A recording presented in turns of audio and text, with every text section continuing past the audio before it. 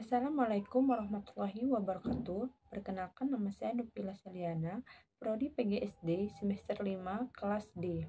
Di sini saya akan menjelaskan tentang konsep IPS di SD. Istilah IPS di Indonesia dimulai dikenal sejak tahun 1970-an sebagai hasil kesepakatan komunitas akademik dan secara formal dimulai digunakan dalam sistem pendidikan nasional dalam kurikulum 1975. Menurut Sumatja 2008 halaman 9, IPS tidak lain adalah mata pelajaran atau mata kuliah yang mempelajari kehidupan sosial yang kajiannya mengintegrasikan bidang-bidang ilmu sosial dan humaniora. Penjelasan selanjutnya, ilmu pengetahuan sosial atau IPS adalah program pendidikan yang memilih bahan pendidikan dari disiplin ilmu-ilmu sosial dan ilmu pendidikan dan sejarah yang diorganisir dan disajikan secara ilmiah dan psikologis untuk tujuan pendidikan yang berdasarkan Pancasila dan kebudayaan Indonesia.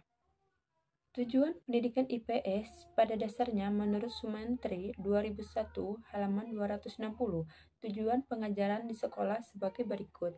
1.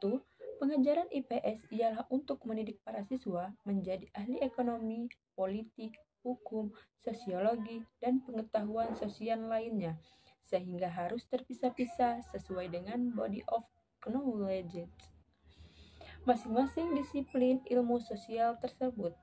2. Pengajaran IPS ialah untuk menumbuhkan warga negara yang baik.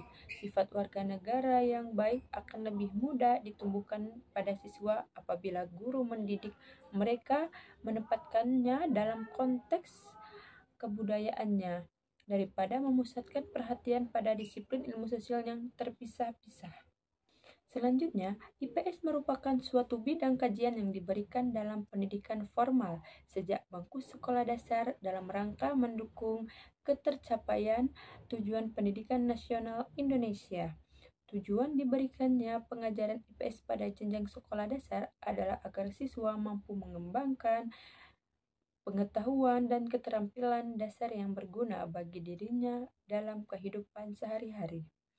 Melalui pengajaran IPS diharapkan berkembangnya kemampuan dan sikap rasional tentang gejala-gejala sosial serta kemampuan tentang perkembangan masyarakat Indonesia dan masyarakat dunia di masa lampau dan di masa kini. Selanjutnya, pengembangan pembelajaran IPS di SD. Belajar adalah suatu proses perubahan dalam membentuk dan mengarahkan kepribadian manusia. Perubahan tersebut ditempatkan dalam bentuk peningkatan kualitas dan kuantitas seseorang. Hasil belajar mempunyai peranan penting dalam proses pembelajaran. Proses penilaian terhadap hasil belajar dapat memberikan informasi kepada guru tentang kemajuan peserta didik dalam upaya mencapai tujuan-tujuan belajarnya melalui kegiatan belajar atau pembelajaran hasil belajar. Secara garis besar, dibagi menjadi 3 jenis, yaitu 1. Pengetahuan dan pengertian atau kognitif. 2. Keterampilan dan kebiasaan atau skill. 3. Sikap dan cita-cita atau afektif.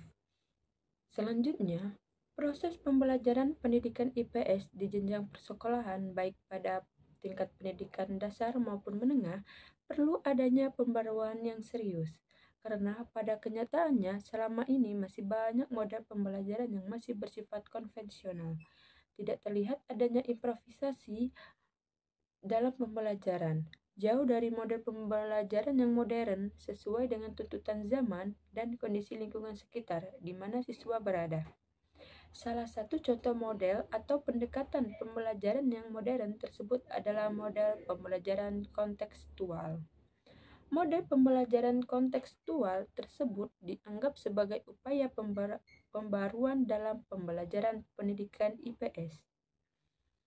Pembaruan pembelajaran pendidikan IPS tersebut ditandai oleh beberapa ciri seperti yang dikemukakan oleh Sumantri 2001 halaman 2, yaitu 1. Bahan pelajaran lebih banyak memperhatikan kebutuhan dan minat anak. 2. Bahan pelajaran lebih banyak memperhatikan masalah-masalah sosial. 3. Bahan pelajaran lebih banyak memperhatikan keterampilan, khususnya keterampilan inquiry atau menyelidiki. 4. Bahan pelajaran lebih memberikan perhatian terhadap pemeliharaan dan pemanfaatan lingkungan alam sekitar.